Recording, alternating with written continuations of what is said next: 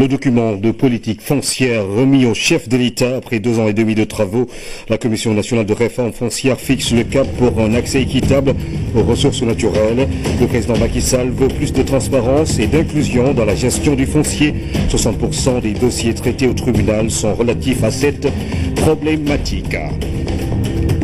Hors service, momentanément indisponible, les dysfonctionnements notés par moment dans les guichets automatiques de billets suscitent moult interrogations chez les usagers. Que se cache-t-il derrière ces pannes volontaires ou inhérentes au système? La rubrique économie de ce jeudi pose le débat. Ça sent mauvais dans certains marchés de Dakar.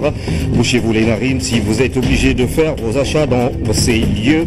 Préparez-vous à affronter l'odeur nauséabonde qui s'y dégage. Un décor qui dévoile la face hideuse de ces endroits où l'on se procure plusieurs types de produits alimentaires dans la série est à leur tard. Bienvenue et bonsoir à tous. Le chef de l'État a reçu ce jeudi le document de politique foncière. La Commission nationale de réforme foncière livre ainsi ses travaux 2 ans et demi après son installation. Le rapport fixe le cap pour un accès équitable et sécurisé aux ressources naturelles. La Commission a salué la compréhension du président Macky Sall face aux enjeux liés au foncier au Martinga. Entre les mains du chef de l'État, le document de politique foncière. Le professeur Moustapha Souran et la commission viennent de finir le travail que leur avait confié le président de la République. Excellence, Monsieur le Président de la République, en lui assignant la mission d'engager le processus d'élaboration d'une réforme foncière et vous manifestez par là votre parfaite compréhension des enjeux liés au foncier avec pour finalité de permettre au pays de disposer d'un cadre juridique actualisé, approprié. Et de ce fait, vous avez compris que la terre, Monsieur le Président, figure au rang des principaux facteurs de production pour mettre notre pays sur l'orbite d'une croissance véritable et d'un développement équitable et durable. La question foncière est complexe, c'est connu. Pour preuve, elle occupe 60% des dossiers traités au tribunal. Mais au-delà de la nécessité d'une cohésion sociale, il y a l'exigence de développement. Tenant compte de tout cela, la Commission a adopté une démarche participative qui a porté ses fruits. Ainsi, le document de politique foncière fixe le cap pour un accès sécurisé et équitable aux ressources naturelles de nombreuses personnes vivant en milieu rural et les agriculteurs familiales, mais également les investisseurs privés dans le secteur rural. Mais il convient de garder à l'esprit la dimension holistique du foncier, car la terre et les ressources qu'elle porte sont tout à la fois facteurs de production, source de nourriture, base de pratiques sociales, culturelles et religieuses. Je voudrais également évoquer, Monsieur le Président de la République, un sujet dont vous avez fait une de vos priorités. Il s'agit des droits du peuple sur les ressources naturelles, mais aussi de l'obligation pour l'État et les collectivités territoriales de veiller à la préservation du patrimoine foncier. Il y a là, à mon avis, d'humble juriste, l'une des réformes les plus importantes de l'histoire du Sénégal. Parce que probablement, on n'a jamais donné aux Sénégalais l'occasion de s'approprier le Sénégal de façon définitive sur les ressources naturelles. Pendant 2 ans et demi, la Commission a sillonné le Sénégal avec à la clé une centaine d'ateliers, de plénières et autres rencontres. En prenant ainsi le temps de dialoguer avec les acteurs concernés, la Commission mesure le sens et la portée de la réforme. Nous devons saluer les pères fondateurs de la nation sénégalaise qui ont déjà très tôt compris que le foncier était l'affaire de tous et que le foncier appartenait à la nation, même pas à l'État, la nation sénégalaise. Par conséquent, cela doit nous inciter aussi à mesurer le poids de notre responsabilité. Donc il ne faut pas que par nos actions, nous compromettions l'avenir, en tout cas le patrimoine de cette nation. Et c'est pourquoi, d'emblée, dans les orientations et la doctrine que j'avais indiquées, j'avais dit qu'il fallait exclure toute immatriculation des terres envers les collectivités, parce qu'on sait très bien que la suite immédiate serait de donner des baux, et puis il n'y aurait plus 1 cm² dans le pays. Donc ça, moi, je ne prendrai jamais une telle décision. Il faut, dans le souci de rendre la gestion plus transparente, plus inclusive, préserver quand même l'esprit Et donc préserver, c'est bien pour la nation sénégalaise tout en permettant l'immatriculation d'un certain nombre de fonciers en fonction des usages, que ce soit en milieu urbain ou en milieu rural. Après avoir magnifié leur démarche, le président Macky Sall a félicité le professeur Moustapha Souran et les autres membres de la commission. Le document est de qualité. Le chef de l'État va faire bon usage des recommandations dans l'intérêt du pays. Un nouveau contingent sénégalais sera bientôt déployé au Mali. Avec ce bataillon, le Sénégal sera le premier contingent en termes de nombre dans ce pays. Reçu cet après-midi au Palais de la République, le représentant du secrétaire général des Nations Unies au Mali a discuté avec le chef de l'État des conditions de ce déploiement. D'ores et déjà, Nadif Katir Mahamad Saleh a remercié le président Macky Sall pour le travail remarquable des soldats sénégalais au Mali. Le voici au micro de Oumar Ning. Nous venons du Mali, où une force des Nations Unies y est déployée. Moi, en tant que représentant du secrétaire général et chef de cette mission, ça fait à peu près 15 mois que je suis en service là-bas. Donc c'était d'abord pour venir me présenter au président de la République. Le deuxième, c'est un peu les remercier pour le contingent sénégalais qui est déployé au Mali, qui fait un travail remarquable, tant sur le plan professionnel que sur l'efficacité sur le terrain. Mais également, nous comptons redéployer un autre bataillon au Mali et nous sommes venus échanger également avec les autorités sénégalaises les conditions de ce redéploiement au Mali, de cette force d'intervention rapide qui au préalable était en Côte d'Ivoire et qui va bientôt être déployée au Mali, et qui ferait en sorte que si on déploie cette force, le Sénégal sera pratiquement le premier contingent en nombre déployé au Mali. Et donc tout cela, autant de choses pour lesquelles nous sommes venus vraiment remercier les autorités sénégalaises et également les encourager et leur dire que toutes les conditions sont prises au Mali pour que le déploiement puisse se passer dans de très bonnes conditions. Une fois que ce bataillon sera déployé, on aura à peu près 1645-1650 Sénégalais déployés au Mali, tant au niveau de la composante militaire, police que gendarme. Hier, le président de la République recevait en audience le PDG de Macao Legend Development, une entreprise chinoise qui se positionne pour une coopération avec le Sénégal, notamment dans les secteurs du tourisme et de l'agriculture. Une première visite qui a été l'occasion d'explorer les opportunités de partenariat. Voici David Chao à sa sortie d'audience. J'ai reçu beaucoup de manifestations d'intérêt sur le Sénégal, même à Pékin ou de Pékin, et je suis venu pour voir les opportunités. Je suis très heureux d'être reçu par Monsieur le Président et d'avoir eu la possibilité de changer des idées, des opportunités, parce que mon entreprise travaille dans plusieurs secteurs comme le tourisme, mais aussi d'autres activités, l'agriculture et d'autres activités qui peuvent être d'intérêt pour le pays. Alors c'est la première visite qui vient ici et je pense qu'il y a beaucoup d'opportunités à développer. Notre compagnie s'intéresse sur le plan du tourisme, des activités touristiques, mais aussi financières. Et il y a beaucoup de formes de coopération avec le pays. Et je suis très heureux de pouvoir le faire. Et on verra dans le futur ces opportunités. Le ministre de l'Agriculture et de l'Équipement rural au Conseil économique, social et environnemental pour débattre d'une question centrale, la commercialisation de l'arachide. L'occasion pour le docteur Pape Abdoulaye Seck de revenir sur les acquis de la filière arachide, avec notamment la disparition des bons impayés. Les détails avec Urpen Amao. De la première session ordinaire du Conseil économique, social et environnemental a pour hôte le ministre de l'Agriculture et de l'Équipement rural, avec comme thème la commercialisation de l'arachide, une filière qui s'est beaucoup bonifiée, surtout avec la disparition des bons impayés. Dans notre pays, on parlait chaque année de Mbapat, c'est-à-dire de prix du marché inférieur au prix officiel.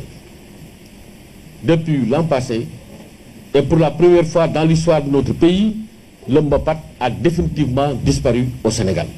Il n'y a plus de Mbapat. À l'heure actuelle, au moment où je vous parle, les prix aux producteurs tournent autour de 230-300 francs, contre 210 qui est le prix officiel. Un autre acquis, les semences qui sont de très bonne qualité. Avant de mettre à la disposition du monde rural ces semences, lorsqu'il s'agit de semences écrémées, ces semences sont rigoureusement contrôlées, selon des critères rigoureusement scientifiques.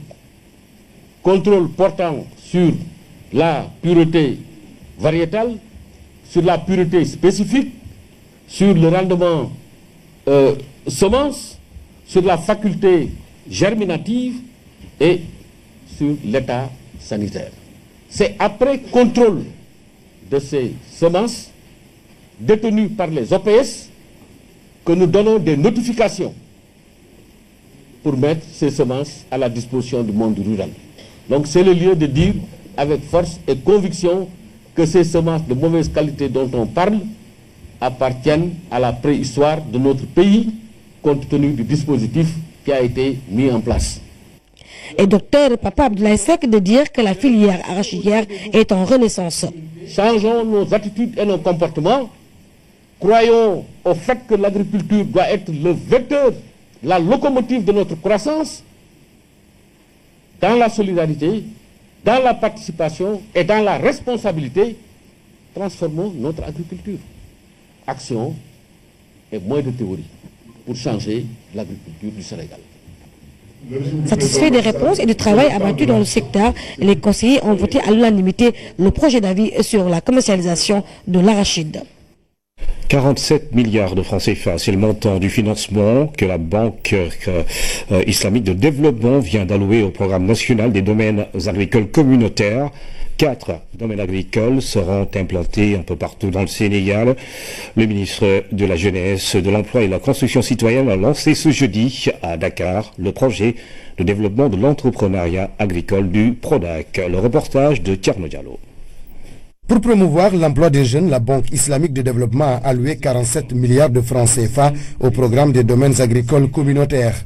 Le PRODAC, un programme ambitieux initié par son Excellence le Président de la République, va réduire le chômage au Sénégal, surtout en zone rurale.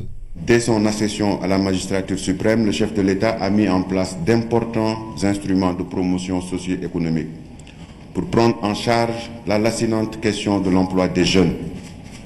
Il en est ainsi de la création du programme national des domaines agricoles communautaires qui constitue un des instruments de la stratégie de l'État pour promouvoir l'emploi en milieu rural par l'entrepreneuriat agricole.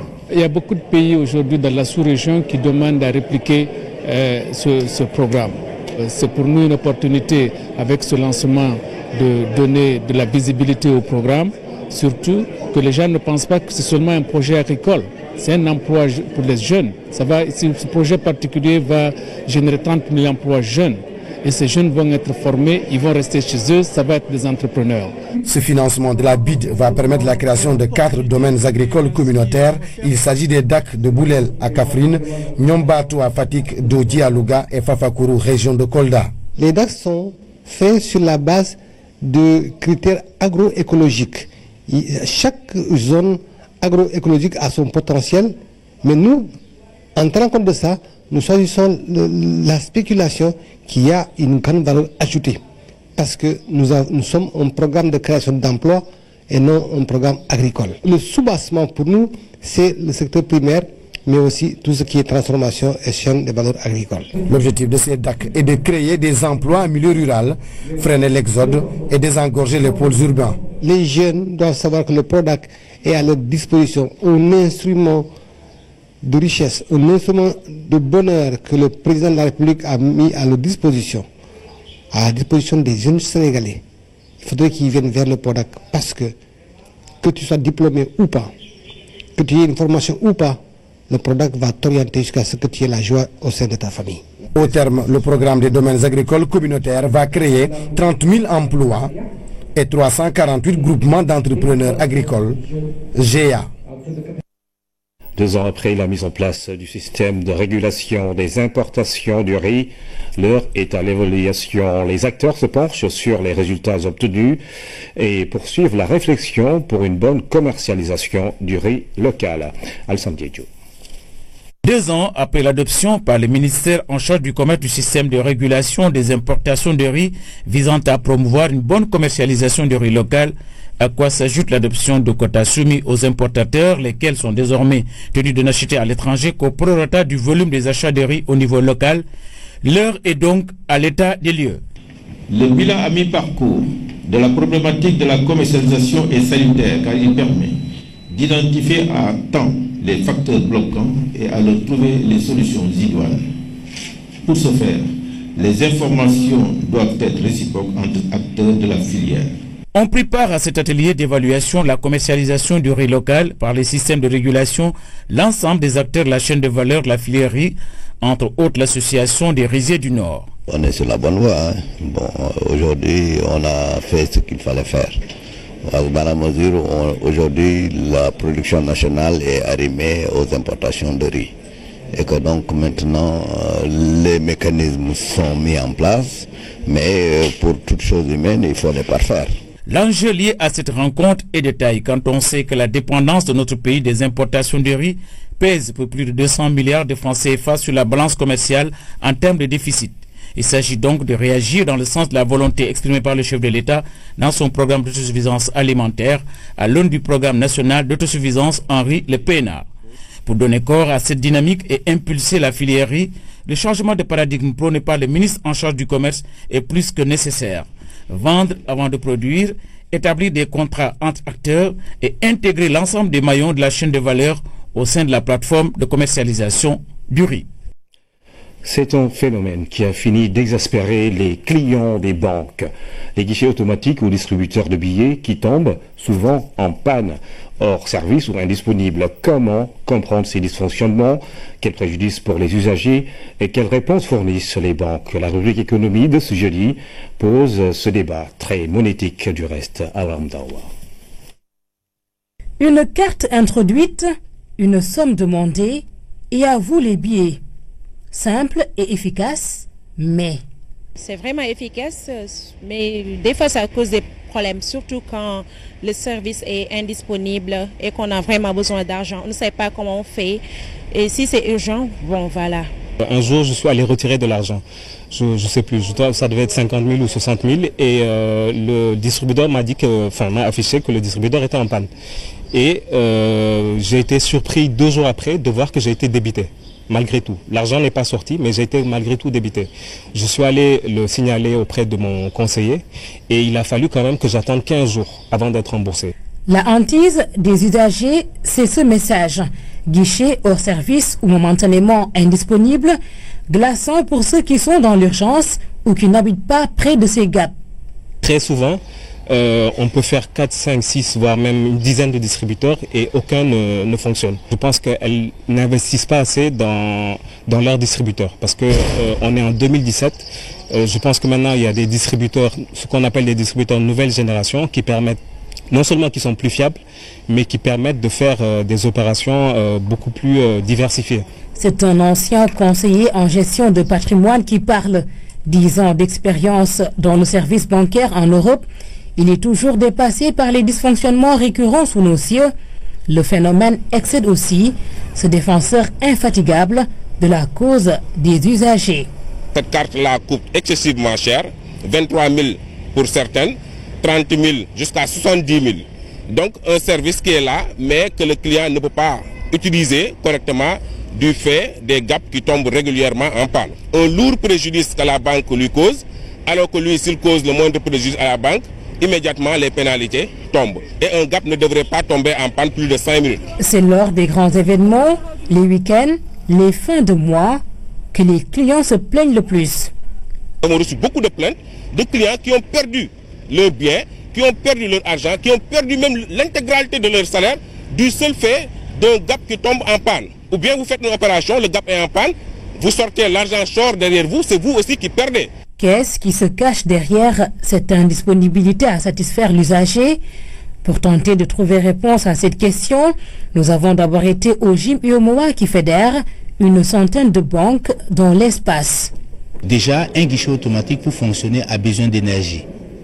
Donc il faut que l'électricité soit permanente. Après l'énergie, il faut une connexion télécom pour permettre en fait de transporter quand la carte elle est insérée pour réaliser une transaction, que la transaction soit envoyée jusqu'à la banque qui gère la carte pour pouvoir vérifier le solde du compte, vérifier que le code PIN est correct, que le plafond n'est pas dépassé. Il y a d'autres éléments qui sont plus internes en fait à la banque. Par exemple, il faut que le guichet automatique soit approvisionné. Mais les banques disposent-elles des moyens d'être informées à temps de ces pannes et d'agir? La question a été posée à la BHS. Oui, effectivement, on a une équipe qui s'occupe de la gestion et du suivi des GAP. Il faut savoir que le GAP, c'est une machine. Et une machine, des fois, il peut y avoir des incidents. Par exemple, des billets coincés lors de la distribution ou des problèmes de connexion dus au réseau de télécommunications que nous ne gérons pas. Sinon, quand il y a ce genre d'incident, nous avons un superviseur qui nous permet de voir qu'il y a un incident ou le vigile qui est de faction au niveau du GAP appelle directement l'agent qui est d'astreinte. Une question de qualité de service et il existe un observatoire mis en place par l'État pour jouer les médiateurs entre usagers et banques. En 2015, on a eu 1200 saisines de litiges entre clients et opérateurs et nous avons eu un dénouement heureux à hauteur de 90% dans le domaine bancaire et à hauteur de 97% de satisfaction dans le domaine des assurances. Voilà pour la part du médiateur. Qu'en est-il de la diligence attendue des banques? Nous avons une astreinte 24 heures sur 24, 7 jours sur 7 et que, bon, il y a au verso de leur carte, il y a un numéro. Et ce numéro, ils peuvent appeler l'agent qui est d'astreinte pour tout incident. Tout cela dans un seul but, la satisfaction du client. Les clients ne demandent que cela, être satisfait pour un service censé être rapide, qui n'est pas gratuit en plus. Après la rubrique économie, nous parlons des inscriptions sur les listes électorales et l'obtention de la carte d'identité CEDEAO. Tambacounda est à plus de 100% de taux d'enrôlement. À 3 jours de la clôture, la préfecture a mis des bouchées doubles pour inscrire le maximum de citoyens. Abdoulaye Sinkaré. Dernière ligne droite avant la clôture des inscriptions. À la première commission de Tamba, l'affluence continue. Ici, toutes les dispositions sont prises pour un bon déroulement des opérations. Étant donné que le Sénégalais aime toujours le dernier jour, qu'il y a une petite ruche. Mais quand même, ça se déroule normalement. La tension n'est pas si élevée. Le préfet a renforcé les 2 machines. Il a pensé à prendre ses précautions et pour mettre la population à l'aise. Aujourd'hui, alors je crois bien qu'on ira au-delà de 19h. Ça, je vous dis. Hein. 8 commissions travaillent sur l'étendue du département. Grâce à un système double flux géré par 2 équipes de 8h à 0h, plus de 96 000 personnes ont pu être inscrites. Nous avons, à travers les 8 commissions qui ont été instituées, enrôlé 96 666 électeurs. Alors si on compare ce chiffre avec le potentiel électoral qui est de 93 349, on se rend compte donc que le département de Tambacounda a dépassé ses objectifs et a un taux d'enrôlement de 103%. À 3 mois des législatives, c'est l'ultime moment d'inscrire son nom sur le fichier. Nous avons pris les dispositions appropriées avec l'appui bien entendu de la Direction générale des élections pour déplacer les commissions pour qu'elles puissent aller à la rencontre des citoyens, pour leur éviter des déplacements sur de longues distances. Les élections législatives sont prévues le 30 juillet. Et donc, à cet effet, les opérations vont s'arrêter le 23. Et nous profitons donc de cette opportunité pour lancer un dernier appel, notamment aux retardataires, pour leur demander, en tout cas, toute affaire cessante, de se mobiliser et d'aller vers ces commissions chargées de la révolte partielle pour se faire enrôler. Pour les cartes déjà sorties, la distribution continue. 63% ont déjà été retirés. Toujours à ce sujet, à Ziguinchor, 118 000 personnes ont été enrôlées dans les 10 centres de la ville, un chiffre qui dépasse largement les objectifs assignés au département. Abdoulaziz Ban. La préfecture de Ziguinchor, l'une des 10 commissions que compte le département, reçoit encore du monde à quelques jours de la clôture des inscriptions sur les listes électorales. Ce monde-là, c'est aujourd'hui seulement. C'est aujourd'hui qu'on a vu en tout cas une telle affluence. Depuis pratiquement un mois, moi je me disais que pratiquement tout le monde était inscrit. C'est aujourd'hui que j'ai vu cette affluence-là. Ça veut dire que les gens encore jusqu'à là, donc il y en a des gens qui sont restés chez eux et qui attendent qu'on les appelle pour venir s'inscrire. Comme la date butoir s'approche, c'est pourquoi certainement il y a eu ce rush-là aujourd'hui. Et pourtant, avec ces inscriptions, le département dépasse largement les objectifs qui lui sont assignés. Déjà, ils sont plus de 115 000 à s'inscrire. Le département de Ziguinchor s'est vu assigner un nombre de 79 000 électeurs inscrits. À ce jour, nous en sommes à 118 000. Donc, nous avons dépassé très largement, nous sommes à 145% de cet objectif. Mieux, alors, si nous prenons comme référence la population électorale du référendum de mars 2016, nous avons à ce jour également dépassé alors, ce nombre. Puisque au référendum, nous étions à 110 371 électeurs inscrits sur le fichier électoral du département de Ziguinchor. Donc, on peut dire que l'intégralité de la population électorale du département est inscrite à ce jour. Ce résultat est obtenu grâce à une très bonne organisation notée au niveau des commissions. Les commissions du département de Ziguinchor ont fait vraiment d'excellent travail. Parce que, imaginez-vous, des commissions, c'est rare de voir une commission au niveau national qui fait 300 par jour. Mais ces commissions-là faisaient 300, 320, 350 par jour. Nous avons mis en place un système d'itinérance des commissions.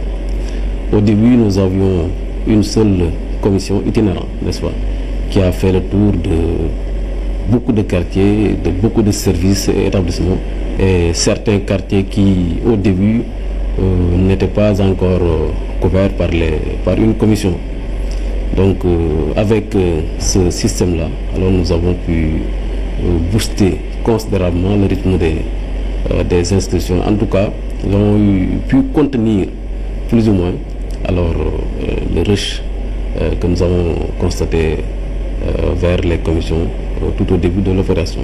Déjà, dans cette commission basée à la préfecture, on a les inscriptions et retrait des cartes. Actuellement, 8000 cartes sont disponibles et le retrait a déjà démarré. L'hygiène ou la face hideuse des marchés ou de certains marchés de Dakar. Vendeurs et clients cohabitent avec les ordures au quotidien. On se bouge comme on peut les narines sur ces lieux où le phénomène est devenu presque banal. Des mesures sont-elles envisagées pour changer ce décor? Rien pour le moment, tout le contraire de ce qui se fait dans les supermarchés. Deux tableaux diamétralement opposés que nous décrit Ibrahim Andong. Elle vend à côté des ordures. Dabassène n'en peut plus.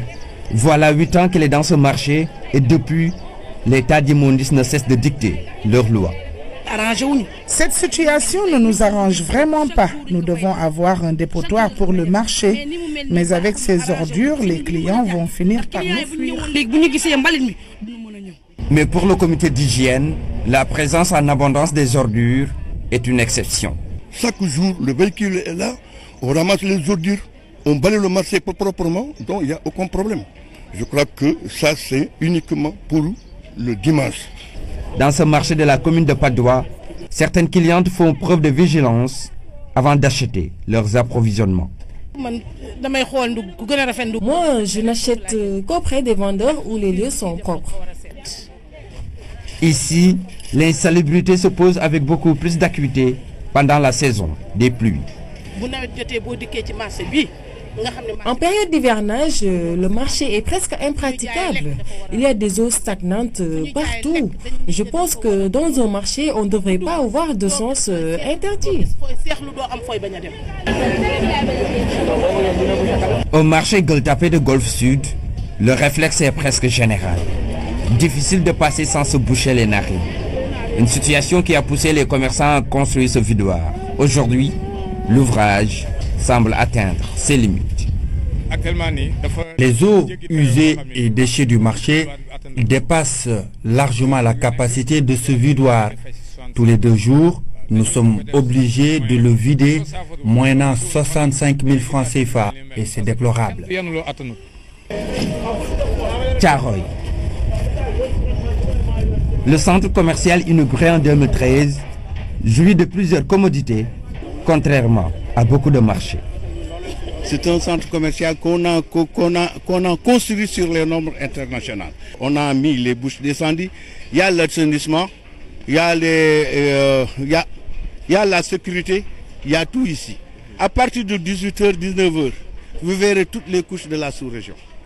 Un centre à vocation sous-régionale où les efforts pour rendre les lieux propres sont constants. Nonobstant cette volonté de bien faire, le comportement de certains occupants est déplorable. Ça, c'est une insécurité totale. La présence des marchands qui sont sur la route, nous ne le voulons pas, c'est une anarchie. Un tour dans les grandes surfaces nous permet de découvrir le contraire des marchés traditionnels. Ici, le bon parfum titille les narines des visiteurs, l'hygiène est érigée en règle. Très tôt, on a l'équipe de nettoyage qui est là tous les matins à partir de 6h30 ou plus tard 7h. On commence à faire l'entretien du magasin. Comme ça, à 8h, le personnel est présent et commence à faire aussi leurs occupations du matin, c'est-à-dire suivi des produits. Au niveau de la charcuterie, faire les ententes, nettoyer les rayons et tout cela avant l'ouverture du magasin. Ça fait des années que je viens ici chaque fois et je trouve que vraiment le cadre est accueillant et puis propre, hygiénique, n'est-ce pas? Il n'y a pas d'encombrement comme ailleurs. Dans les lieux de commerce, la question de l'hygiène se pose en termes de défis. Maintenir toujours propres les marchés publics, une équation synonyme de santé publique. D'autres reportages dans nos prochaines éditions consacrés à la question de l'hygiène au Sénégal. Les administrateurs des services de santé se disent conscients de l'importance de la qualité et de la sécurité dans les soins. C'est pourquoi ils ont initié une réflexion autour de cette problématique au moment où le Sénégal accueillait les 4e journées francophones pour la qualité et la sécurité. Le respect des normes est essentiel dans tout processus thérapeutique. Autrement, on peut arriver à l'effet contraire que celui recherché. Oumar Diawa. Ils sont administrateurs de services de santé en général, directeurs d'hôpital pour la plupart, venus des 4 coins du Sénégal. Dans leur milieu d'exercice, la qualité et la sécurité sont essentielles. La qualité, c'est ce qu'on cherche dans le système sanitaire pour la meilleure prise en charge des populations. Mais également, on parle de sécurité. Les thèmes sont très bien choisis. Les soins sont la qualité, on ne parlerait plus de soins. Voilà qui est bien résumé. Cette première rencontre de l'Association sénégalaise des administrateurs de services de santé se tient en même temps que les 4e journées francophones pour la qualité et la sécurité. Nous avons pu intervenir au Gabon, au Cameroun, en Côte d'Ivoire. Et cette année, en fait, nous avions sur notre agenda le Sénégal. Élever le niveau de sécurité dans la dispensation des soins est indispensable pour éviter les surcoûts et même les complications. La non-sécurité a un coût. Très souvent, cela oblige le patient et ses accompagnants à rester davantage dans l'hôpital. Qui plus est, cela empêche le patient et souvent ses accompagnants d'être des agents de production.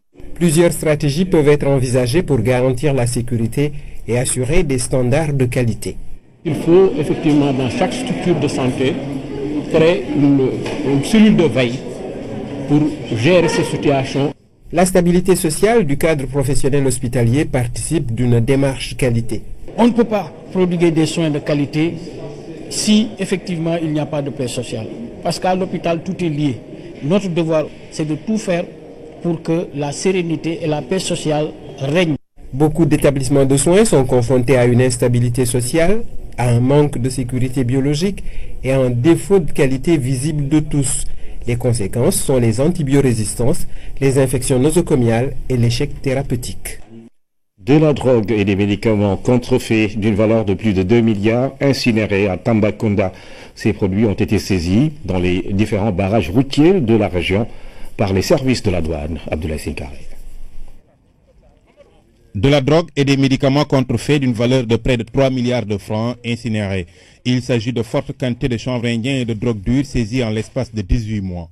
300 kg de drogue, dont 25 kg de drogue dure, méthamphétamine, et 250 kg de cannabis, mais également de médicaments contrefaits d'un poids estimé à 3 tonnes 720 kg, pour une valeur totale de 2 milliards 264 millions de francs CFA.